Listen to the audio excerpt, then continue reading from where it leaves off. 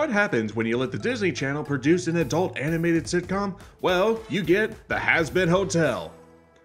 Okay, so Dante the Otaku got here. I was bored over the weekend. I just got my internet set up at my new place, and I found this.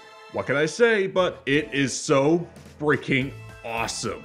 The story goes that Charlie Morningstar, daughter of the very infamous Lucifer himself, wants to deal with the recent overpopulation of the damned souls in hell. Her plan is simple.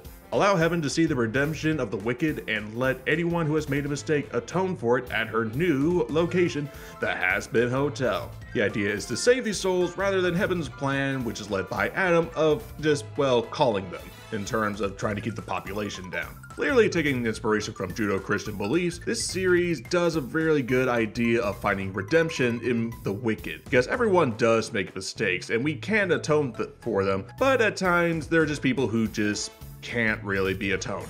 This is especially true when you look back at the original Star Wars series when Luke Skywalker tries to see the good side in his father, Darth Vader. So this is a clear message in this first season. And given all the weird, crazy stuff going on in this day and age, I'd buy that there might be a lot more people in hell than in heaven now, sadly. A little theory of mine, but I think the Hazbin Hotel is going to become the new purgatory. You know, that setting we were supposed to get in Dante's Inferno 2, but it never happened. But enough about that, let's talk about Season 1, and let me just say, I freaking love that this is an animated series. I am a firm believer that creativity can be done so much better with animation over live action. And when you get a series like this, you can understand why.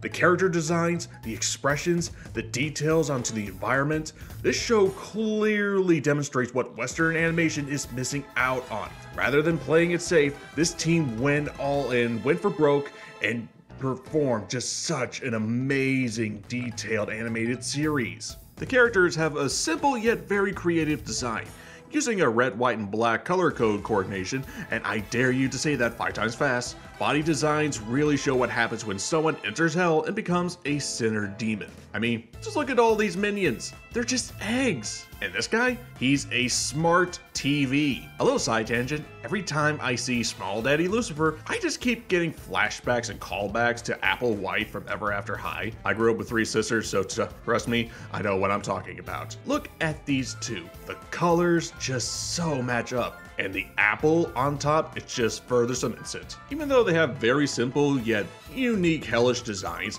their personalities are the real standouts. Charlie Morningstar is as if a Disney princess was born in hell. She is so energetic and quirky that I just love it. It's so contagious. And her relationship with V is so dang adorable. I love it. Even her dad, Lucifer himself, is so funny. Take that, depression! Now this is a subversion of the casual expectations trope. Despite these two being the gold standard of what is very likable, this is still, you know, hell. So the characters still have personalities that clearly show why they're there. My favorite has to be Alastor. Despite acting like a 1920s con man, he switches between delightfully friendly to full-on creepy so easily that it is so scary. And it's clear that there's more to this guy, but we're gonna have to wait for Season 2. Protagonists aside, we also have the antagonist. Adam, the first human ever, is such an enjoyable villain because the creators made him such an enjoyable dickweasel. Call me Dickmaster. Yeah, whatever. But this guy has so many funny jokes and such a great singing voice that I just can't help but love to hate this guy. In an age where people are wanting morally gray, sympathetic villains, I miss it when villains were just bad people because it made it so easy to root against them and easier to root for the main protagonist. But do you know what the real attention grabber is? It's not just the designs, it's not just the jokes, it is the music. This has to be the catchiest bunch of earworms ever. These earworms are so good, they're practically parasites. Amazon not only chose such iconic and great voice actors, but voice actors who can actually sing. Disney! I was not expecting this series to be a musical, but the songs are so hummable as hell, pun intended. I can just play a few snippets and you'll instantly get hooked on the audio. Just listen to these. Hell is forever, whether you like it or not.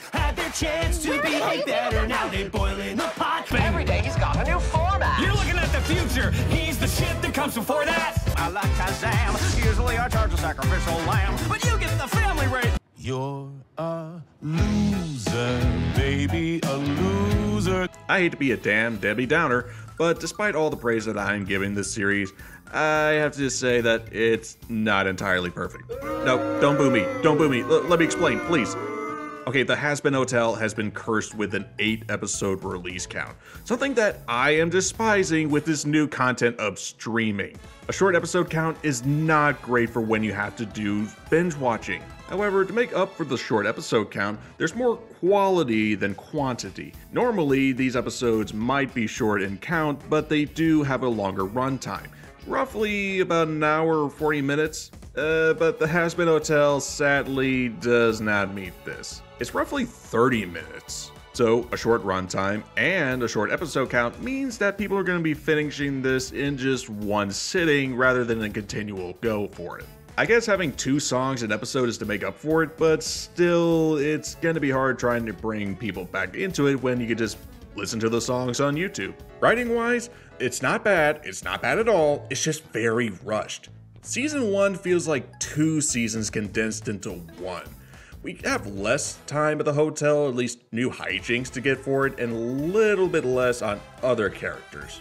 When season 2 comes out, I hope that Amazon takes a little bit of lessons from what people are saying. Keep the songs, the jokes, the fun moments, give us more hotel moments, but make more episodes with a slightly longer runtime, 40 minutes, maybe. If they do this, then hopefully this series can be on the right path to the road for redemption. This has been Dante from the Anime Underworld. If you like the Hazbin Hotel, like, share, subscribe, and hopefully we can get more content as soon as possible. I'll see you later, mortals.